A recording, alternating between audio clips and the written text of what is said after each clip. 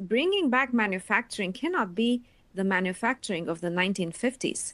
It has to be manufacturing supported by computation, supported by AI, supported by robots, supported by generative AI for design. So there are so many opportunities for the AI and the robotics community to create the tools that could really give the United States an edge in designing and making things. Now, of the many things that we can design and make, chips are one of them in general electronics, although manufacturing is much broader than that.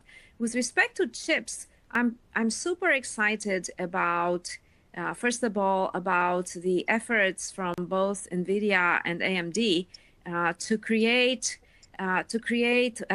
different types of architectures to connect the chips better to the AI infrastructure that is needed by companies and to support the developers of AI solutions to bring their AI models in the most efficient way to their servers.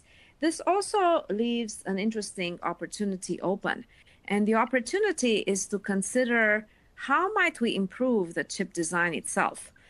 Right now, the chips are fairly general, and they are rooted in ideas that we have incorporated in our chips for many years. Initially, the GPUs were designed for graphics processing, and then we found that they were very good for the kind of computations that AI is based on. But what about making special purpose chips?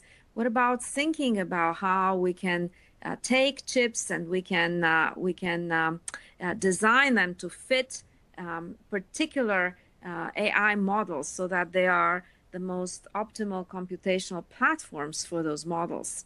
And you see, a lot of the world today is adopting transformer architectures for AI, and the transformer architectures are very powerful, and they're bringing us extraordinarily interesting capabilities.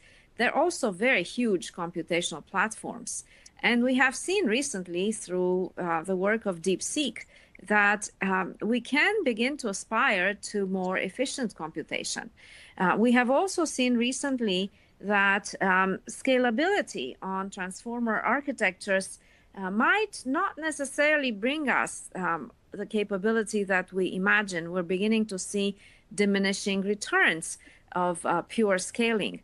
And so companies that understand this and are finding ways to adapt what they create by bringing additional computation, by connecting AI with other tools, maybe with modeling, maybe with simulation, maybe with planning, maybe with other ways of bringing reasoning, will have better products.